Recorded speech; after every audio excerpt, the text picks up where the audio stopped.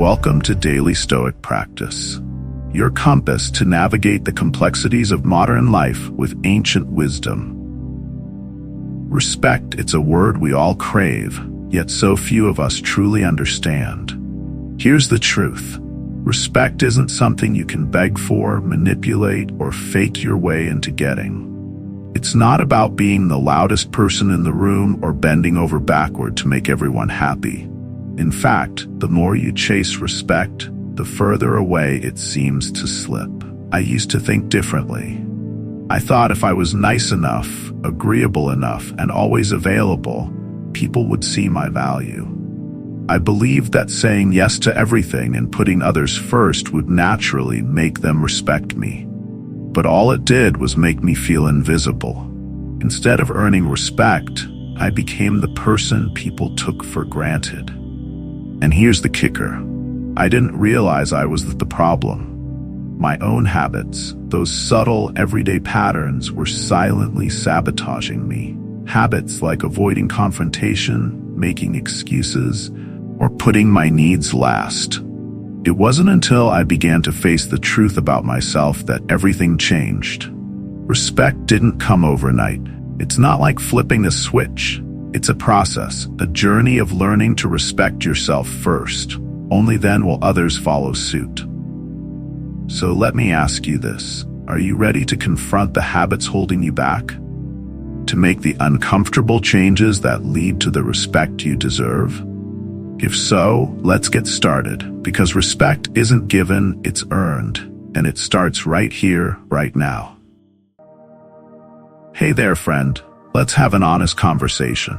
Have you ever felt like you're stuck on a treadmill moving but going nowhere? Maybe you start strong, filled with motivation and big dreams. You're all set to hit the gym every morning, eat clean, or finally stick to that project you've been putting off. But then, life happens. The alarm feels too early, and suddenly that one skipped workout turns into a week of skipping. You tell yourself, just this once, while holding a cheeseburger, and before you know it, just this once becomes the new normal. It's frustrating, isn't it? Like you're constantly letting yourself down. But let me share something with you. Inconsistency doesn't mean you're failing. It doesn't mean you're lazy or broken. It means you're human. You see, we've all been there. Everyone struggles with sticking to their plans. The difference isn't about being perfect. It's about learning how to manage those moments when you don't follow through. Inconsistency is a silent barrier because it sneaks up on you. It feels harmless at the moment. Skipping one workout doesn't seem like a big deal. Pushing that task to tomorrow feels manageable. But over time, those small slips snowball. And the worst part, it's not just about missing a habit. Inconsistency can make you start doubting yourself. You might begin to think, what's the point? I can't stick to anything anyway. Here's where the wisdom of the Stoics comes in. Marcus Aurelius, one of the greatest Stoic thinkers, reminded himself daily of this truth. You have power over your mind, not outside events. Realize this, and you will find strength. What does that mean? It means that the only thing truly in your control is how you show up. Not the perfect conditions, not the unpredictable twists of life, just your willingness to take the next step. The good news is, consistency doesn't require perfection. It requires persistence. Let me say that again, persistence. It's about getting back up every single time you fall. It's about learning to see each slip, each missed day, not as proof of failure, but as an opportunity to refocus. Every time you stumble, you're given a choice. Will you let it define you, or will you try again? Here's a practical tip. Start small, really small. Don't try to overhaul your entire life overnight. If you want to exercise more, begin with 5 minutes a day. If you're trying to eat healthier, focus on swapping one snack instead of redesigning your entire diet. These small wins build momentum, and momentum is powerful. And celebrate those small wins. Seriously, Did you get up and take a short walk instead of skipping your workout entirely? That's a win. Did you choose water over soda at lunch? Another win. The key is to focus on progress, not perfection. When you string together enough small wins, you build a foundation of trust with yourself. There will still be days when it feels hard, days when the snooze button wins, or when you don't make the best choices. That's okay. Growth doesn't mean never making mistakes. Growth means learning from them. It means treating yourself with the same compassion you'd offer a friend. Imagine if a close friend came to you and said, "I messed up again. I can't seem to stay consistent." Would you call them a failure? Of course not. You'd encourage them to keep trying. So why not show yourself the same kindness? So what's one thing you can do today? Maybe it's writing down a goal. Maybe it's drinking an extra glass of water. Or maybe it's simply deciding to try again tomorrow. Whatever it is, no matter how small, show up for yourself. You've got this, one step at a time. Let's talk about excuses, shall we? We've all made them. You're late to a meeting. Traffic was crazy. You miss a deadline. My coworker didn't give me the information in time. Something doesn't go as planned. Life happens, right? And sure, these excuses might sound reasonable, but let me give it to you straight. Nobody cares. Harsh? Maybe. True? Absolutely. You see, excuses don't solve problems. They only justify why something didn't get done. And while that might make you feel better in the moment, it does absolutely nothing for the people counting on you. Over time, those little excuses chip away at how others perceive you. They stop seeing you as reliable, dependable, or trustworthy. Instead, you're the person who always has a reason, but never a result. I learned this the hard way. There was a time in my life when I was the king of excuses. Late for dinner with friends. Sorry, traffic was a nightmare. Missed a work deadline. I didn't have all the details I needed. Forget someone's birthday. I've been so busy lately. And for a while, I convinced myself that these excuses were valid. I wasn't trying to slack off, things just happened. But here's the thing, it didn't matter. At first, people might accept your excuses. They nod, smile politely, and let it slide. But then it starts to add up. Your friends notice you're always late. Your boss realizes you're not delivering. Even your family, the people who love you the most, quietly start to lose faith in you. That was me. One day I looked around and realized something painful. People had stopped relying on me. They didn't trust me to show up, to follow through, or to keep my word. And the worst part? It wasn't their fault. It was mine. Excuses make you look weak. They send a message that you're not in control of your life. Whether it's traffic, a bad day, or someone else's mistake, the result is always the same: you didn't deliver. And when you constantly let yourself off the hook, people notice. They start to see you as someone who lacks accountability. And let me tell you, nothing kills respect faster than that. I'll never forget the moment it all clicked for me. I was late to yet another meeting, rattling off my usual excuse about traffic. And someone, clearly fed up, said, "Why didn't you just leave earlier?" That comment stung, but they were right. I wasn't late because of traffic. I was late because I didn't plan any better. I was late because I didn't respect their time enough to be prepared. And that's when it hit me. Every excuse I made was just me avoiding responsibility. Here's the deeper truth about excuses: they're not just words, they're a mindset. Every time you make an excuse, you reinforce the idea that you're not in control of your own life. You place the blame on external factors instead of looking inward. And as long as you stay in that mindset, you'll never grow. You'll stay stuck in the same patterns, wondering why people don't take you seriously. The good news, you can change. I did. It wasn't easy, but it was worth it. I started owning my mistakes.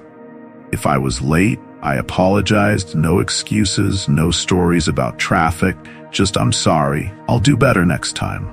If I dropped the ball on a project, I admitted it and found a way to fix it. And you know what? People noticed. They respected me more for taking responsibility than they ever did when I tried to explain things away. Respect isn't about being perfect, it's about being accountable. People understand that mistakes happen. What they care about is how you handle them. Do you own up to it, learn from it, and do better? Or do you deflect, dodge, and point fingers? The choice is yours. So here's my challenge to you. The next time you feel an excuse creeping up, stop. Take a deep breath and ask yourself, what can I take responsibility for in this situation? It might be uncomfortable, but it's the first step toward earning the respect you want. Remember, excuses are easy. Accountability is hard. But hard things are what make you stronger and what make people respect you. Let's get one thing straight. Nobody respects laziness. You could be the most talented, brilliant person in the room, but if you're not willing to put in the work, none of that matters. People don't respect potential. They respect action. And laziness is the ultimate destroyer of action. I know because I've been there. For a long time, I thought I could coast through life on my natural abilities. I'd do just enough to get by, bare minimum effort, and it worked. For a while, I'd ace a test without studying too hard, charm my way out of tight spots, or contribute just enough to a group project to stay under the radar. But deep down, I knew I wasn't pushing myself. And the truth? So did everyone else. There was this one group project that really stuck with me. Everyone else on the team was all in, putting in long hours, brainstorming ideas, and working hard to make it a success. Me, I slacked off. I figured I'd just show up, throw in a few comments, and ride the wave of their effort. But when we presented the project, my lack of contribution was glaringly obvious. I could feel the disappointment in my teammates' eyes. It wasn't about the project anymore. It was about trust. They couldn't count on me, and I lost their respect because of it. Here's what I learned. Laziness isn't just about not doing anything. It's a mindset, a decision to prioritize comfort over growth. It's telling yourself that it's okay to stay in your comfort zone, that effort isn't worth it, or that someone else will pick up the slack. But that mindset doesn't just hold you back, it drags others down with you. People notice when you're not pulling your weight. They stop expecting much from you. They stop relying on you, and eventually they stop respecting you altogether. Laziness is contagious. When you slack off, it sends a ripple effect.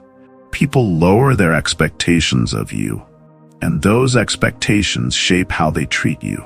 They stop considering you for opportunities, stop trusting you with responsibilities, and stop seeing you as someone worth investing in. And the worst part, you start to believe it too. Laziness isn't just about losing others' respect, it's about losing your own. Breaking out of this cycle isn't easy, but it's necessary.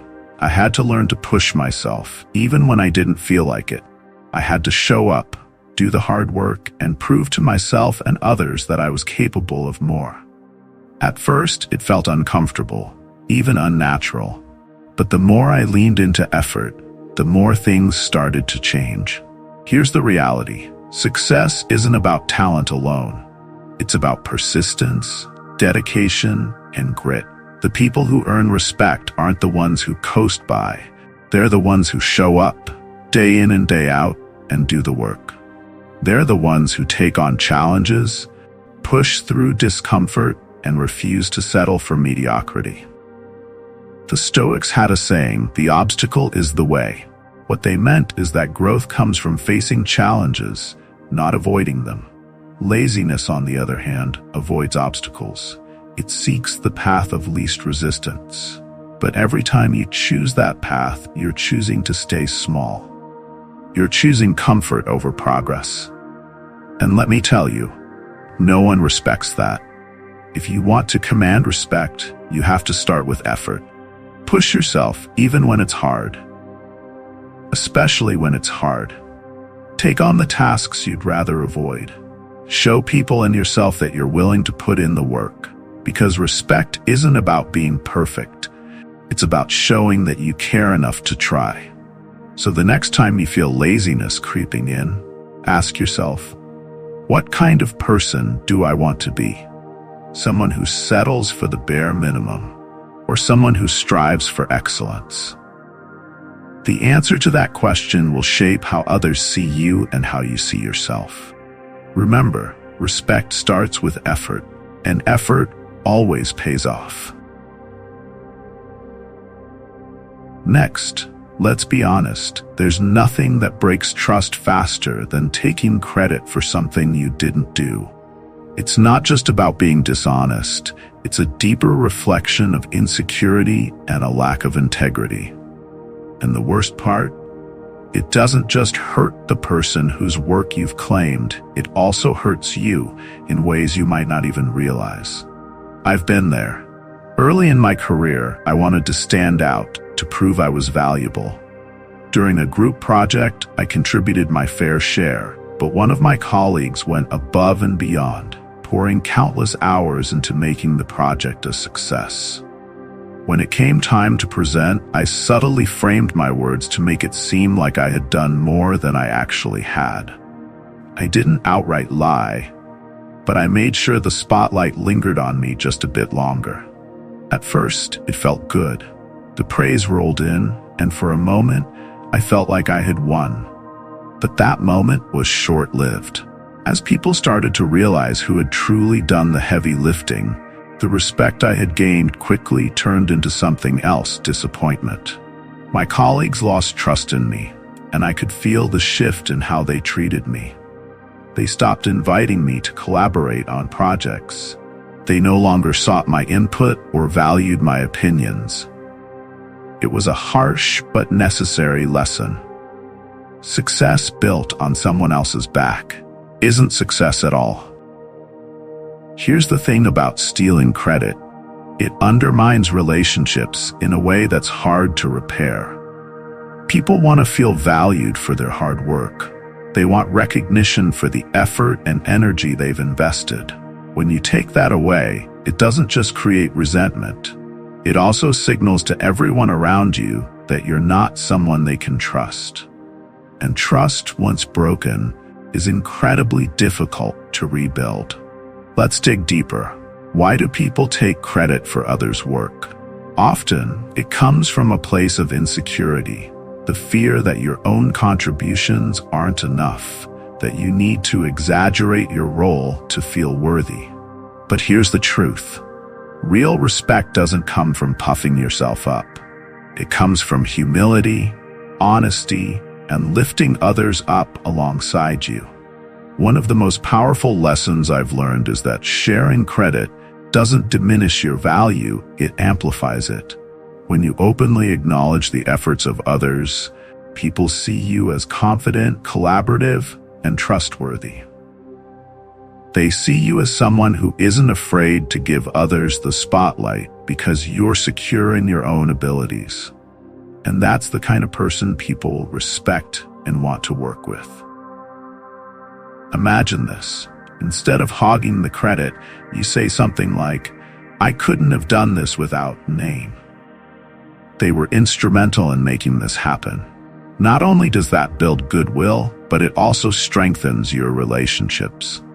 People start to see you as a leader, someone who values teamwork and integrity. And here's the beautiful irony. The more you share credit, the more respect you earn. But what if you've already crossed this line? What if you've taken credit for someone else's work and it's come back to haunt you? First, own it. Apologize to the person you wronged. Be sincere and specific. Acknowledge what you did, why it was wrong, and how you're going to make it right. Then, moving forward, Commit to giving credit where it's due. It's not easy to admit mistakes, but that's where growth happens. When you take responsibility, people notice. They see you as someone who's willing to learn and improve. And over time, that humility and integrity will restore the respect you may have lost. Here's the deeper truth. Success achieved at the expense of others isn't success, it's a fragile facade. The real, lasting respect you're looking for comes from authenticity. It comes from lifting others up, not tearing them down or stepping on them to get ahead. So let this be a reminder.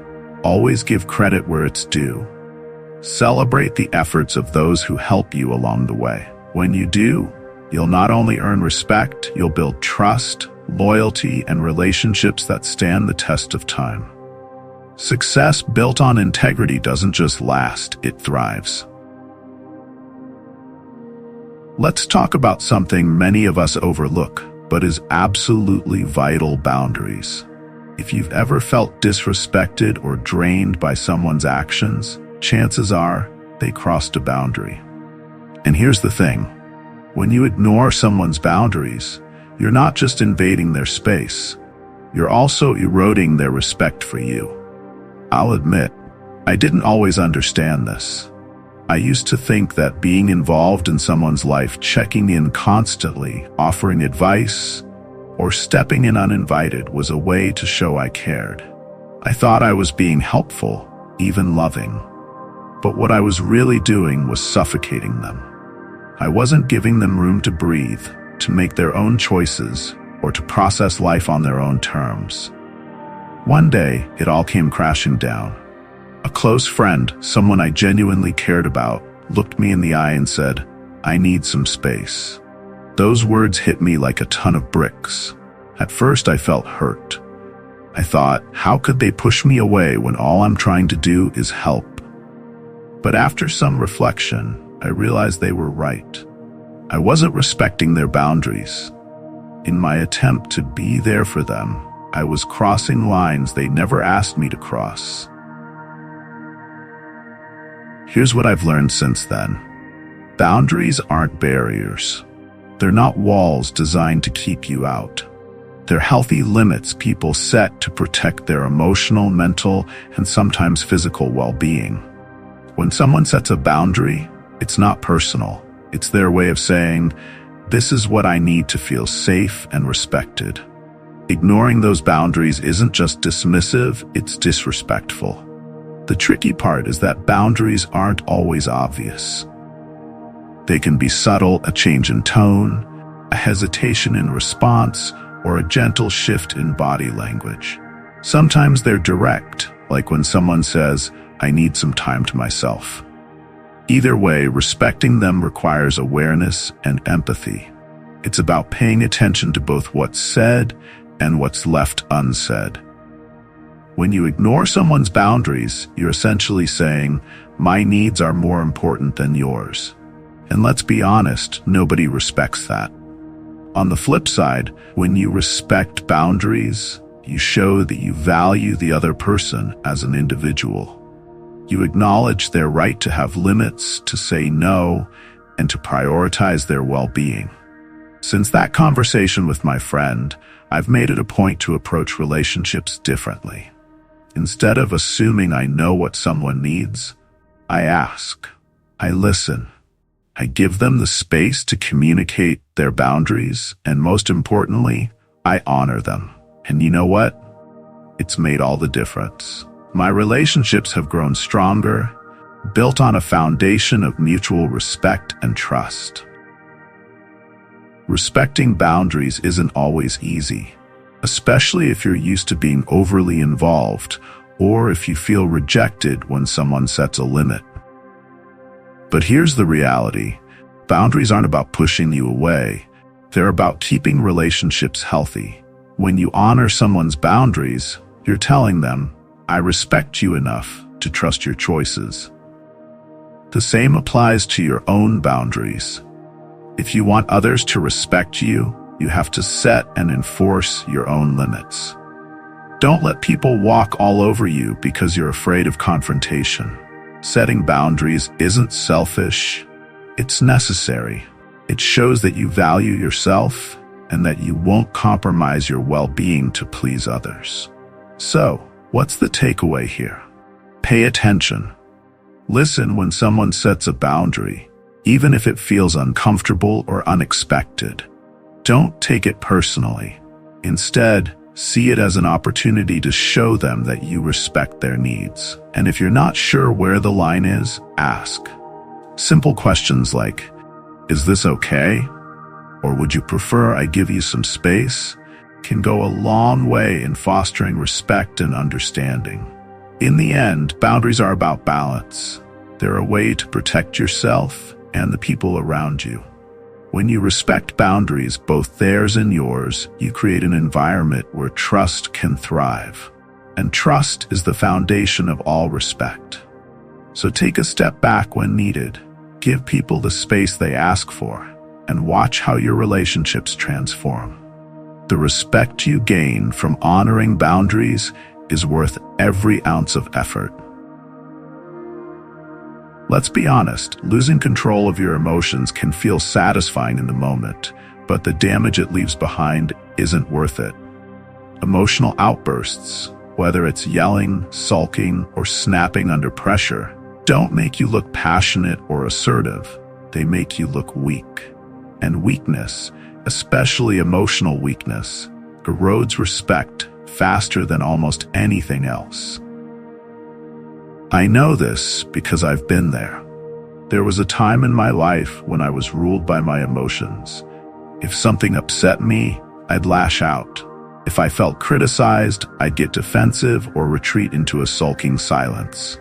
I let my emotions dictate my actions, thinking I was just being authentic. But looking back, I can see it for what it really was: insecurity.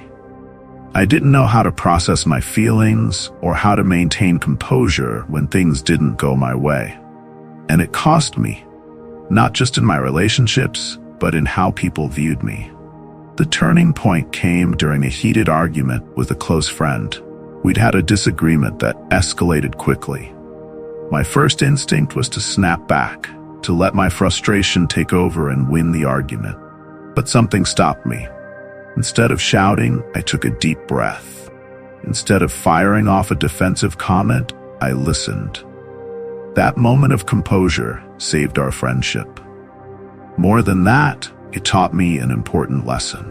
Respect isn't earned by overpowering someone with your emotions. It's earned by showing you can stay steady when things get tough. Emotional control isn't about suppressing your feelings. It's about learning to respond thoughtfully rather than reacting impulsively. People respect those who can handle pressure with grace.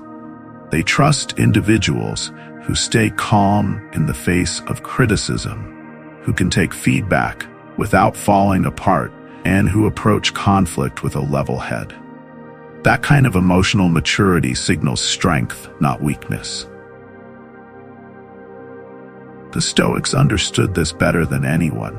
Their philosophy teaches us that while we can't control what happens around us, we can always control how we respond.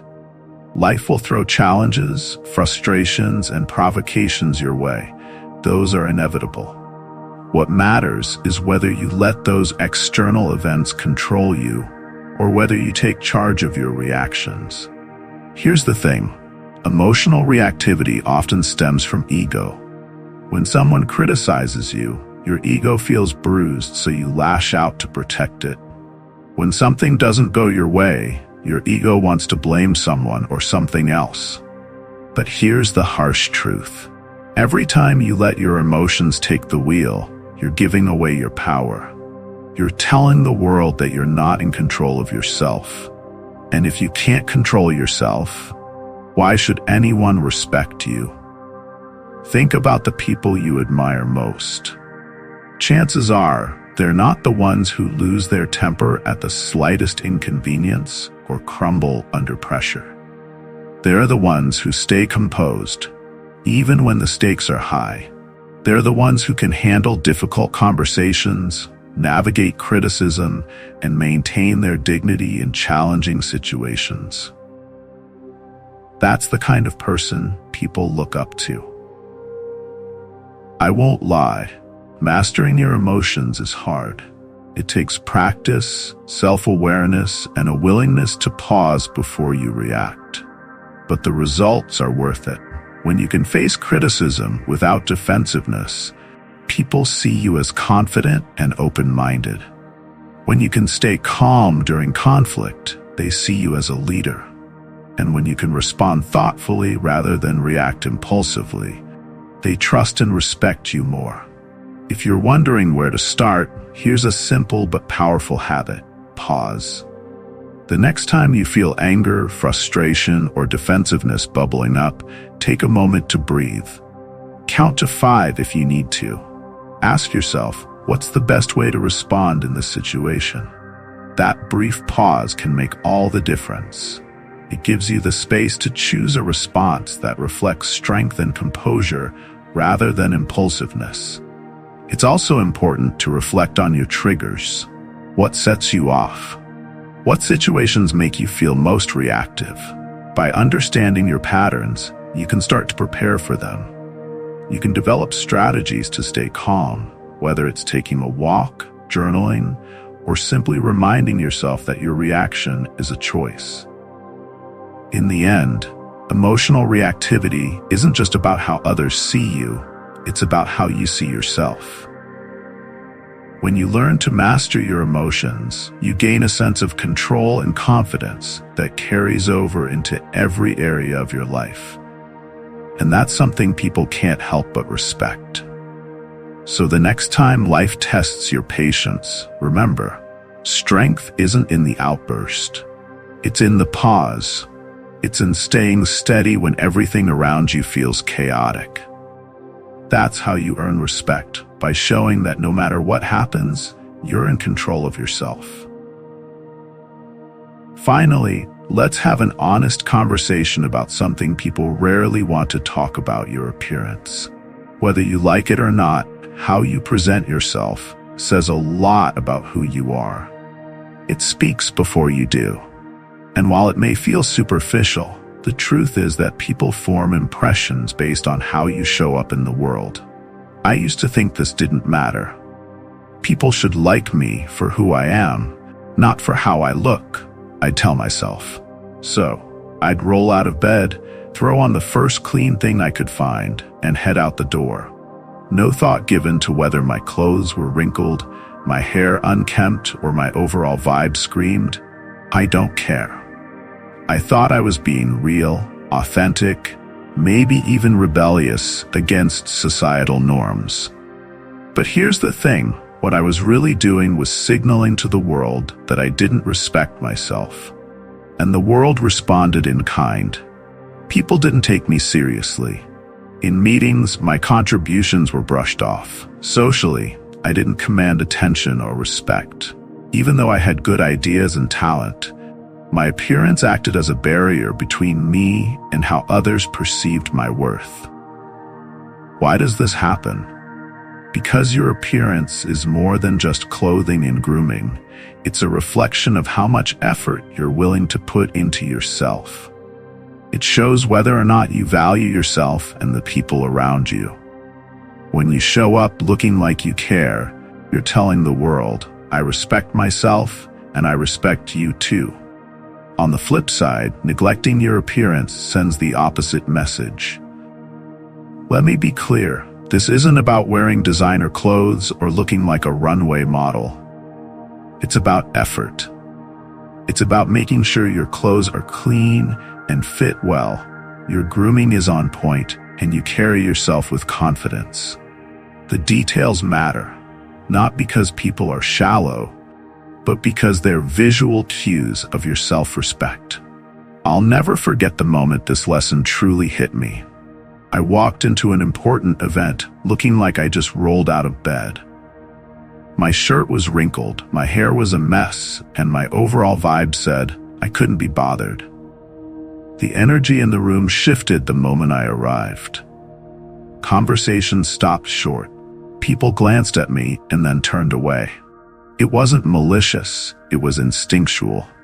I had signaled that I didn't take myself or the event seriously, and they responded accordingly. That experience was a wake-up call. From that moment on, I started paying attention to how I presented myself. I put in the effort to dress appropriately, to groom myself in a way that reflected confidence and care. And you know what? The results were almost immediate. People started to listen more attentively when I spoke.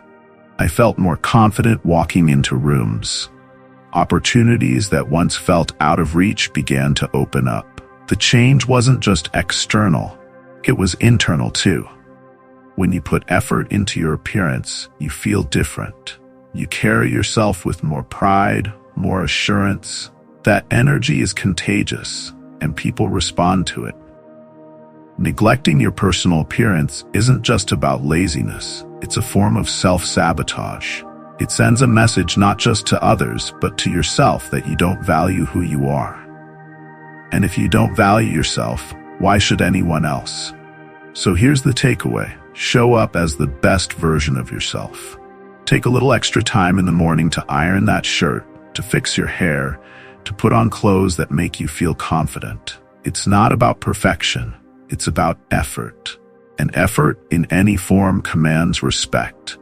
When you take pride in your appearance, people notice. They'll see someone who respects themselves enough to show up fully. Someone who takes their time, their work, and their relationships seriously. That's the kind of energy that earns respect. So the next time you catch yourself thinking, does it really matter how I look? Remember this, it's not just about how you look, it's about how you show up. And showing up matters. Respect doesn't come from the outside, it's an inside job. If you want the world to see you differently, you have to start by changing how you see yourself. That's the real secret. Respect begins when you decide to live in a way that reflects your values, your integrity, and your worth. Let's be clear. This isn't about being perfect. It's about showing up every single day with intention. Start by committing to your goals and following through without giving up halfway. Own your mistakes, drop the excuses, and take responsibility. That's how you take back control of your life. Push yourself beyond laziness, even when it feels uncomfortable. Effort, no matter how small, builds momentum, and momentum is what earns respect. Next, look in the mirror. Do you respect what you see? Taking care of your appearance isn't vanity, it's self-respect. Put in the effort to show the world, I value myself. And don't forget boundaries. Learn to set them for yourself and honor them in others. Boundaries protect relationships and build trust. They're non-negotiable if you want to earn respect. Most importantly, remember that true strength lies in emotional control. Pause before reacting. Think before you speak. That one moment of restraint can make all the difference in how people see you and how you see yourself.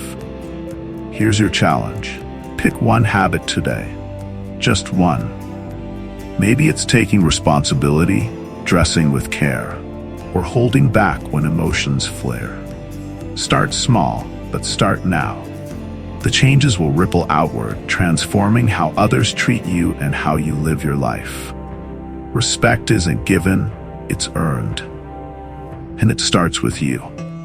If this resonates with you, please like and subscribe to Daily Stoic Practice and share your insights in the comments. Your thoughts may inspire others on their own journeys to inner peace and resilience. Don't miss our daily videos, insightful discussions, and practical tips for applying Stoic principles to your modern life.